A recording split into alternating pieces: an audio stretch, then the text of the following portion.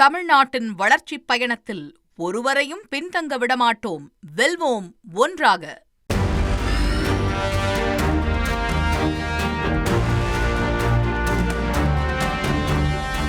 மும்பை மாநகராட்சி தேர்தல் பிரச்சாரத்தில் தமிழக பாஜக முன்னாள் தலைவர் அண்ணாமலை பேசியதற்கு தாக்கரே குடும்பத்தினர் கொந்தளிப்பது மும்பை அரசியலில் பெரும் பரபரப்பை ஏற்படுத்தி இருக்கிறது.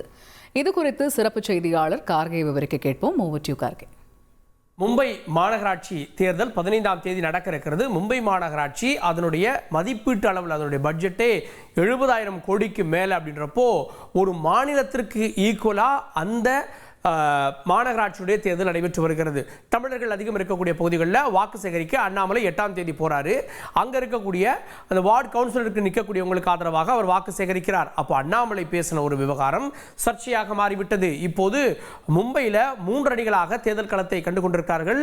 எப்படி அப்படின்னா பாஜக மற்றும் அவங்களோட கூட்டணியில் இருக்கக்கூடிய சிண்டே அணி உள்ளிட்டவங்க எல்லாம் அங்க ஒரு புறம் நிற்கிறாங்க. காங்கிரஸோடு இருக்கக்கூடியவர்கள் ஒரு புறம், அதாவது காங்கிரஸ் கூட்டணியில் இருக்கவங்க ஒரு புறம், தாக்கரே பிரதர்ஸ் ஒரு புறம் இருக்காங்க. அதாவது இவங்கெல்லாம் கடந்த முறை காங்கிரஸோடு இருந்தாங்க, இவங்க ஒரு புறம் இருக்காங்க. இப்படி மும்முனை களமாக இருக்கிறது. அதுபோல மற்ற சில கட்சிகளும் களத்தில் இருக்கிறாங்க. இப்போ இந்த விவகாரத்தை பாஜக சார்ந்த அண்ணாமலை பேசிய விவகாரத்தை இந்த தாக்கரே பிரதர்ஸ் பிடித்துக் கொண்டார்கள். ராஜ் தாக்கரே, உத்தவ் தாக்கரே, ஆதித்ய தாக்கரே எல்லாம் இது பற்றி கடுமையான விமர்சனங்களை முன்வைக்கிறாங்க. அண்ணாமலை அப்படி என்னங்க பேசினாரு? 8ஆம் தேதி அண்ணாமலை பேசியதை பார்க்கலாம். It's very clear people want a triple engine government. If you look at Chennai, it is DMK at the top, BJP. Bangalore, Congress, BJP. Hyderabad, Congress, BJP. Here we are looking at the only city in our country where a triple engine sarkar is possible. Modi ji at the center, Devendra Fadnavis at the state, and the BJP mayor and BMC. Because Bombay is not a Maharashtra city, it is an international city. And this city has got a budget of 75,000 crore, not a small money. Chennai's budget is 8,000 crore. Bangalore is 19,000 crore. Bombay is not a Maharashtra city, இது ஒரு international city அப்படின்றாரு. இது உயர்வின் அவிர்ச்சியில் சொல்லப்பட்டது. அதாவது ஒரு மாநிலத்துடைய ஒரு நகரம் மட்டும் இல்லை, இது உலகளாவிய நகரம் அப்படின்ற ஆங்கிலே வச்சுக்கலாம். ஆனால் அங்கே மகாராஷ்டிராவில் இது எப்படி பார்க்குறாங்க அப்படின்னா, மகாராஷ்டிராவில் ஒன்று மும்பை, மும்பைக்கு அதனால் பெருமை அப்படின்றத தாண்டி மும்பை வேற மகாராஷ்டிரா வேற அப்படின்னு அவர் பிரித்து பேசுகிறாரு அப்படின்னு இப்போது பிரச்சனையை எழுப்பி இருக்கிறாங்க. இந்த பிரச்சனையை எப்படி எழுப்புறாங்க அப்படின்னா, அங்கே சிவசேனா பத்திரிகையினுடைய அதிகாரப்பூர்வ பத்திரிகை ஒன்று இருக்கிறது, நாளிதழ் சாம்னா அப்படின்னு. சாம்னாவில் அவங்க கடுமையான கட்டுரைகளை எழுதுவாங்க. அதில் தான் மகாராஷ்டிராவில் அண்ணாமலைக்கு என்ன தெரியும் அப்படின்ற கேள்விகளை முன் வச்சு, இன்னும் குறிப்பாக மொழிப்போர் மாதிரியான விவகாரங்களில், மும்மொழி விவகாரங்களில் தமிழ்நாடும் மகாராஷ்டிராவும் ஒன்றா இருக்குது. நாங்கள் இருமொழி தான் வேணுன்றோம், அங்கெல்லாம் ஒன்றா இருக்கோம். இந்த அண்ணாமலை மாதிரியான ஆட்கள்லாம் ஒன்றும் தெரியாமல் இங்கே இதை பேசிகிட்டு இருக்காங்க, இவர் வரட்டும் பார்ப்போம் அப்படின்னு ஒரு மிரட்டல் துணி அதில் அந்த பத்திரிகை செய்தியில் வருது. அடுத்தது 11ஆம் தேதி இவங்க கூட்டாக எல்லா வார்டு மெம்பரையும் ஒன்றா நிற்க வச்சு ஒரு கூட்டத்தை நடத்துகிறாங்க.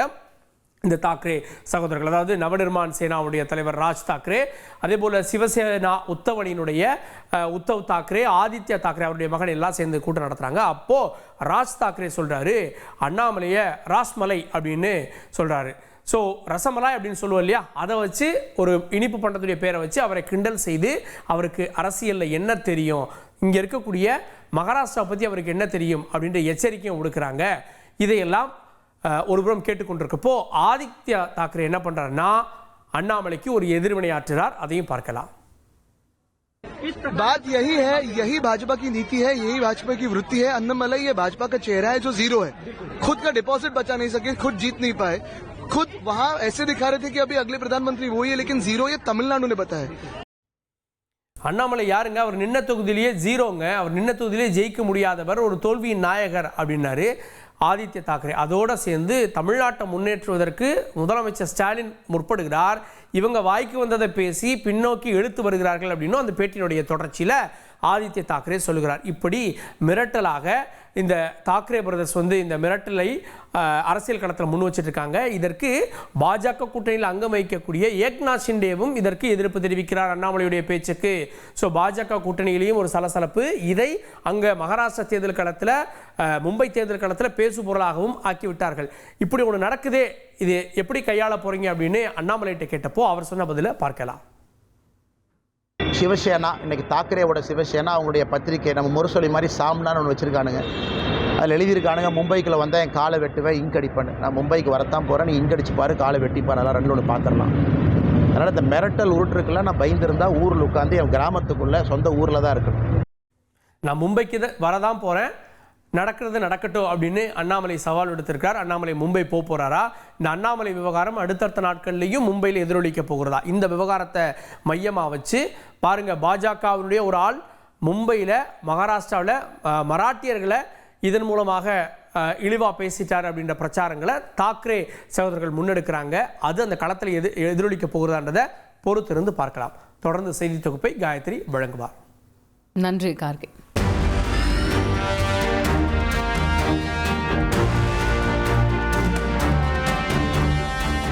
தமிழ்நாட்டின் வளர்ச்சிப் பயணத்தில் ஒருவரையும் பின்தங்க விடமாட்டோம், வெல்வோம் ஒன்றாக.